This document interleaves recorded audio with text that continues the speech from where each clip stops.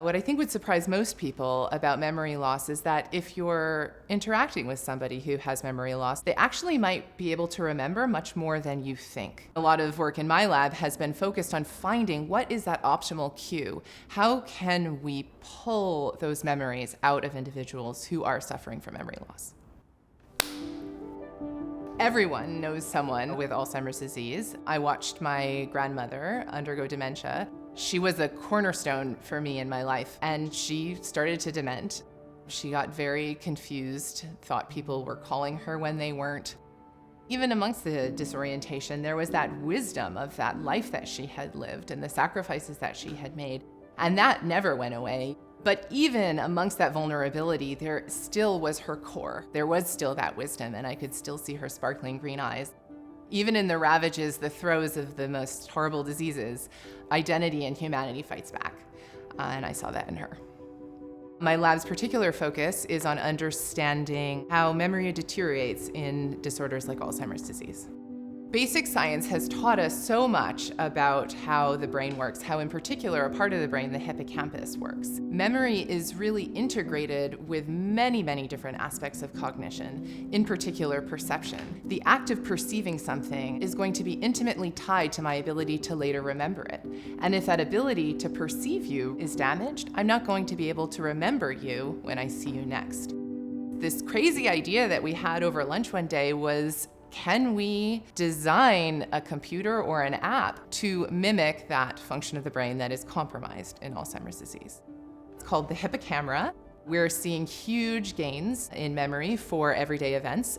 When we look at the patterns of activity for memories that were supported by HippoCamera use, the memories that were replayed using this device are sharpened in a way. They're special, they're distinct from other memories, and thus they're less likely to be confused. Let's say that you're out using the HippoCamera, having coffee with a good friend, and you say, this is an event that I want to remember. And you take a really short video of that event. And that video is going to be the cue. In addition, you say, I'm at coffee with Wayne. The app will compress it, and it'll overlay that audio cue on top. So we'll have a speeded video with the cue overlaid. Having coffee with Wayne. When memories are new, the hippocampus needs to broadcast that memory to the rest of the brain. So we see this phenomenon called hippocampal replay, which is the hippocampus replaying a memory at a speeded rate, and that's what our app is trying to do, to mimic that process of hippocampal replay. I think I would say, if you want to connect with somebody who has a severe memory impairment, find out what they still have left. Find the cues, find the smells, the music, the pictures. Those are the memories that the hippocampus did its job. The hippocampus got those memories to the rest of their brain where they're safe. As one loses one's memory, there's a tendency to recede from the world. And the process of doing that is the worst thing that you can do for your memory. If we can break that cycle and give an individual confidence, those are the things that stave off memory decline.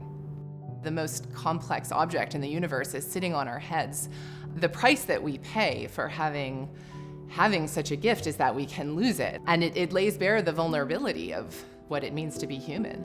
My name is Morgan Barense, and this is my brief but spectacular take on our memory.